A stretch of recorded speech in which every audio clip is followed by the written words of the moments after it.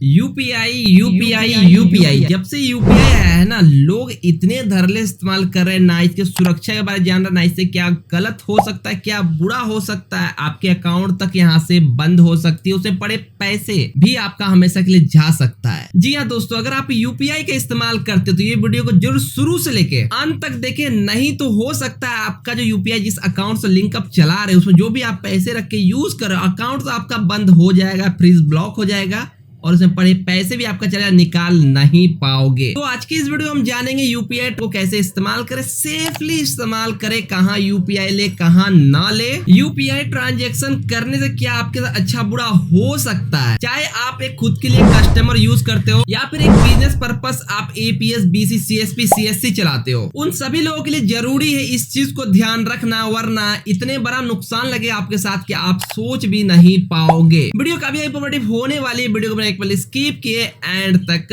बने रहिएगा। जब से यूपीआई आया है ना, बहुत लोग बैंक जाना ही छोड़ दिए हैं, चाहे पैसे लेने हो या फिर देने हो। एक बार अकाउंट खुलवा लिया या फिर पेमेंट बैंक खुलवा लिया, आराम से किसी से मंगा रहे, किसी को दे रहे, आराम से लेन देन कर रहे, अपने काम काज करने के लिए किसी से पेमेंट लेना है तो यूपीआई, किसी को पेमेंट देना है, कुछ खा लिए, कुछ शॉपिंग कर लिए तो यूपीआई, इधर से यूपीआई, उधर से यूपीआई लेन देन करते रह रहे हैं। लेकिन इस चीज में एक चीज भूल जाते हैं कि आप जब यूपीआई से कोई ट्रांजेक्शन लेन देन करते हैं तो आपके अकाउंट में किस प्रकार का पैसा आ रहा है और किस प्रकार का पैसा जा रहा है, आपने कभी इस चीज पे नोटिस नहीं किया। ज्यादातर दुकानदार है वो लोग तो बहुत ही कम इस चीज को ध्यान देते हैं, जो ये मिनी बैंक या फिर बीसी पॉइंट इस सब के जुड़े काम करते हैं। एंड जो लोग खुद इस्तेमाल करते हैं वो भी इस चीज पे कभी फोकस नहीं करते हैं। रिसेंटली एक कस्टमर हमारे पास आया था यस्टरडे यानी कल के दिन, और उनका पेटीएम पेमेंट बैंक अकाउंट था जो ब्लॉक दिख रहा, सस्पिशियस एक्टिविटी करके उसको एरर मारा, लॉगिन ही नहीं कर पाया, उसके अकाउंट में 500 कुछ रुपए थे।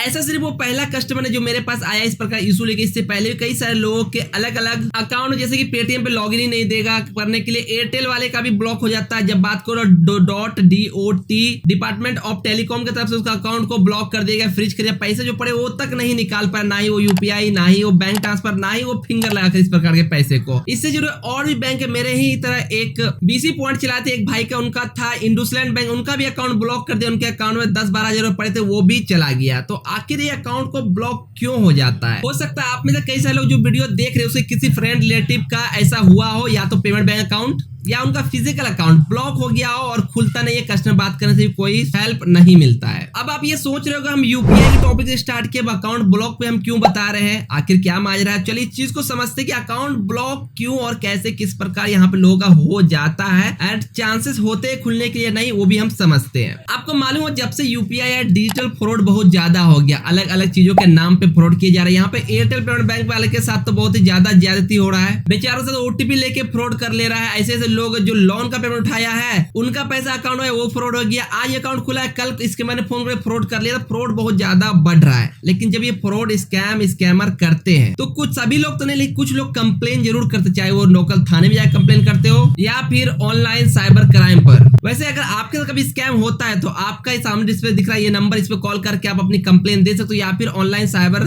क्राइम पोर्टल में जाकर वहां से कंप्लेन कर सकते हो, ताकि पैसे मिलने के चांसेस तो कम है। लेकिन आपके साथ फ्रॉड का जो पैसा जिस अकाउंट में लिया गया उस अकाउंट को ब्लॉक कर दिया जाता है, ताकि कोई दूसरा स्कैम कर उस अकाउंट का इस्तेमाल ना कर सके। अब समझते हैं मुद्दे की बात। किसी बंदे का किसी स्कैमर ने 2000 रुपए स्कैम किया, चाहे वो ओटीपी लेकर हो, यूपीआई पे रिक्वेस्ट मनी करके हो, चाहे जिस भी कारण से, जैसे वो स्कैम किया पैसे का, वो पैसा आ गया स्कैमर के अकाउंट में। इस चीज को ध्यान से समझना, फिर आप रिलेट कर पाओगे खुद के प्रॉब्लम के साथ। अब जो स्कैमर स्कैम के ऐसे कई सारे पैसे होते हैं, अलग अलग अकाउंटों से लोगों का स्कैम कर किसी एक पार्टिकुलर अकाउंट में मंगाया जाता है। स्कैम बहुत तरह के होते हैं, मैं उतना डीपली नहीं जाऊंगा। जब ये स्कैम का पैसा आता है वो स्कैमर क्या करते हैं, किसी न किसी ऐसे बंदे को फिर अकाउंट ट्रांसफर करते हैं जो इस पैसे को व्हाइट या तो कैश या फिर फिल्टर कर अकाउंट में पैसा दे। ज्यादातर स्कैमर कैश इसे बनाता है। कैश बनाने जानते होंगे कि कोई आपके शॉप पे आता है, दुकानदार है, या आप कहीं जाते हो कैसे क्यूआर से पेमेंट करते हो, कैश जो भी वो चार्ज काट के आपको दे देता है। कभी कभी ऐसा क्या होता है, स्कैमर ऐसे कुछ लोगों के अकाउंट पैसा भेज, मान लीजिए 2000 रुपया भी स्कैम के ये घूम रहा है, पहला गया कि दुकानदार को उसको पेमेंट कर दिया। दुकानदार अगर स्मार्ट है, क्यूआर कोड लगा के रखा है, बिजनेस क्यूआर कोड है, तो उसकी जान बच सकती है। लेकिन बहुत से ऐसे दुकानदार है जो नंबर मंगा देते, कोई आ गया, भैया फोन पे पैसा मंगाते हो, डेली कम से कम मेरे 5 से 6 आदमी डेली नेगलेक्ट करता हूँ, ना हम फोन पे पैसा मंगाते हैं ना हम फोन पे पैसा देते हैं। तो होता क्या है, जब फोन पे पैसा मंगाते हैं वो बंदा कहां से किस प्रकार का पैसा हमारा क्या पता फ्रॉड पैसा हमारा उस अकाउंट में मंगा लेता है। समझना, बहुत ही इंपॉर्टेंट बात बता रहा हूँ, आपके लिए काफी यूजफुल रहेगा। स्पेशली बीसी एजेंट सीएसपी चलाते हैं उनके लिए तो मस्ट भी इंपॉर्टेंट है कि आया कोई बंदा, भैया बहुत जरूरी है हमें पैसे मंगाने हैं, मान लीजिए 2000 एग्जाम्पल के मंगाना, आपने अपना नंबर दे दिया, वो बंदा स्कैम का पैसा था, किस पर पैसा उसने आपको पैसा को भेजा, आपने उस पैसे को अपने पर्सनल अकाउंट से जुड़े यूपीआई, फोन पे, गूगल पे, पेटीएम ईटीसी पे एक्सेप्ट कर लिया। अब वो पैसा स्कैम पैसा घूमते हुए अब उसके अकाउंट से आपके अकाउंट में आ गया। अब मान लो कि वो बंदा जो कंप्लेन किया है, सबसे पहला जिस अकाउंट पर ट्रांसफर किया है स्कैम पैसा, उस अकाउंट को ब्लॉक किया जाएगा। अब उस अकाउंट को जैसे ब्लॉक किया जाएगा उसके बाद देखता है वो पैसा रूटेड हुआ कहाँ गया, तो वो पैसा यूपीआई के थ्रू घूमता हुआ अगला जो बीसी एजेंट है या फिर बीसी सीएसपी चलाते हैं उनके अकाउंट में आया।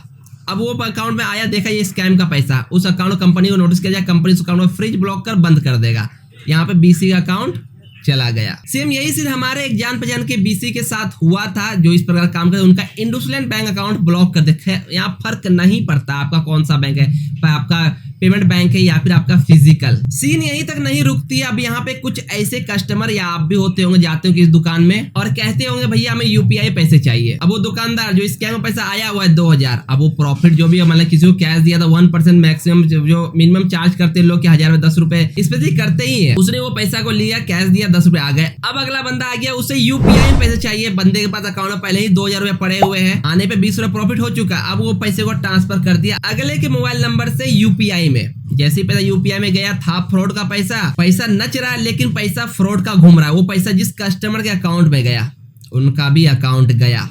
कंप्लेन होने के बाद किसका पहला स्कैमर का अकाउंट गया, फिर वो बीसी जिस अपने अकाउंट में मंगाया उनके अकाउंट में गया, फिर उस बीसी से कस्टमर उनके अकाउंट में पैसा ट्रांसफर हुआ, उसका भी अकाउंट। अब यहाँ पे उम्मीद है कुछ दिनों के बाद देखा जाता है मल्टीपल ऐसा स्कैमर पैसा आता रहा है, कंप्लेन किए पैसे आ रहा तो उसका भी अकाउंट वहां पे गया। अब यहाँ पे उन सभी बीसी सीएसपी चलाते हैं उनको मैं एक रिक्वेस्ट करना चाहूंगा कि आप प्रॉफिट कमाने चक्कर में आप अगर किसी को 2000 रुपए यूपीआई करते, मान लो आपने 20 रुपए ले लिया और 20 और टोटल आपके पैकेट में आता है, लेकिन आप इसी की जगह अकाउंट नंबर डीएमटी करते हो, यानी आप जो भी एप्लीकेशन यूज करते हो, मनी ट्रांसफर पोर्टल का यूज करते हो, वहां पे 0.48% प्रॉफिट आता है, लेकिन आप सिक्योर रहते हो, आपका अकाउंट ट्रांजैक्शन बचता है, प्लस आपकी इस प्रकार फ्रॉड पैसे आने जाने अकाउंट का खतरा भी नहीं रहता है। तो आप यूपीआई के चक्कर में आपने यूपीआई किया, उनका भी अकाउंट गया। तो कई सारे लोग ऐसे हैं जो आप जहां तहां से यूपीआई पेमेंट थ्रू अपने अकाउंट में पैसे लेते हो, आपसे चार्ज तो वो 1% करेगा।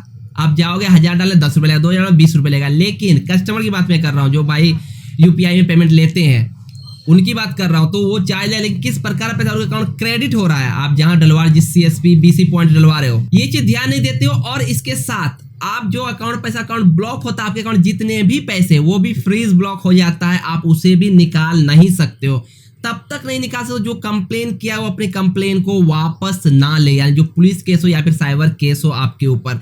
यहाँ पे अकाउंट ब्लॉक होता है, अकाउंट ब्लॉक होने के साथ और भी कुछ फिलहाल तो नहीं देखने मिला जितने लोगों के साथ हुआ है, लेकिन हो सकता है कि आप पे पुलिस केस वगैरह भी बन सके। तो आप कहीं से पेमेंट लेते हो देते हो, यूपीआई ट्रांजैक्शन ये नहीं कहता मत करो, आप करो, लेकिन उन लोगों के साथ ना करो जिनको आप नहीं जानते हो। स्पेशली लेने के लिए तो कभी मत करो जिनको नहीं जानते हो, दे सकते हो अलग की बात है, या ज्यादा बेहतर है आप किसी क्यूआर पेमेंट पे अपना मर्चेंट अकाउंट बना लो, उस पे लो। मर्चेंट अकाउंट बनाने से एक फिल्टर हो जाता है, चाहे आप बीसी सीएसपी वाले हो या फिर एक कस्टमर हो, किसी पैसा अननोन पर्सन लेते हो तो क्यूआर कोड वाले बिजनेस क्यूआर फायदा ये होता है कि वो पैसा आता है आपके बिजनेस क्यूआर में, फिर वो छन्ना लग जाता है। तो फिल्टर में ये होता है कि उसके बिजनेस अकाउंट में पैसा है, फिर बिजनेस अकाउंट सारे पैसे जोड़ के एक बार क्रेडिट कर देता है। कभी आप पे कोई टेंशन आती है तो आप कह सकते हो कि हमने कुछ सेल किया था, ये बंदे ने सामान ले गया, कोई बिल वगैरह लगा, तो यहाँ पे आप बच सकते हो चांसेस। लेकिन अगर आप डायरेक्ट नंबर से ले रहे हो, नंबर दे रहे हो, तो भैया आपके साथ दिक्कत है। अगर आप एक बैंक वाले हो तो आप हमेशा अकाउंट नंबर पे पैसा भेजें, कमीशन कम है लेकिन आपकी सुरक्षा इंपॉर्टेंट है। आपके अकाउंट में पैसे चले जाएंगे, अकाउंट बंद हो जाएगा, आपके साथ दिक्कत हो जाएगा।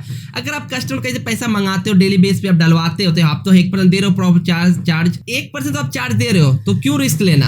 आप अकाउंट नंबर से पैसा हमेशा लिया करो, आपको कभी भी किसी तरह का दिक्कत नहीं होगा। जिन भाई का अकाउंट ब्लॉक बैन हो चुका वो बात करें कस्टमर सपोर्ट से, कहाँ किसने कंप्लेन की है उनका जानकारी मिल जाए, उनसे बात करके आप कंप्लेन करो, वापस लेता है तो वही अकाउंट खुल सकता है, नहीं तो आपका अकाउंट और पैसे दोनों गए। इस चक्कर में यूपीआई यूज करने अच्छी है लेकिन इसके कुछ गलत साइड इफेक्ट भी बोल सकते हैं कि इस प्रकार से आपके साथ तो हो सकता है और आपका अकाउंट भी चला जाएगा, आपके अकाउंट पड़े पैसे भी आप निकाल नहीं पाओगे। तो यूपीआई इस्तेमाल करने से पहले ये सुनिश्चित कर ले कि आप पेमेंट किस मोड में ले रहे हो, किन से ले रहे हो, वह बंदा किस प्रकार का पैसा लेकर घूम रहा है, कोई स्कैम में पैसा तो नहीं घूम रहा है। अगर आपको यकीन नहीं तो नीचे कमेंट आप जाके पढ़ना कई सारे लोगों के साथ हुआ, वो अपनी राय देंगे, उनसे आप बात कर सकते हो, वो सारे डिटेल आपको बताएंगे। क्या इन जितने चीजें मैंने बताया कोई एक में से वो जरूर किया हो, इसका उसके अकाउंट ब्लॉक हुआ होगा।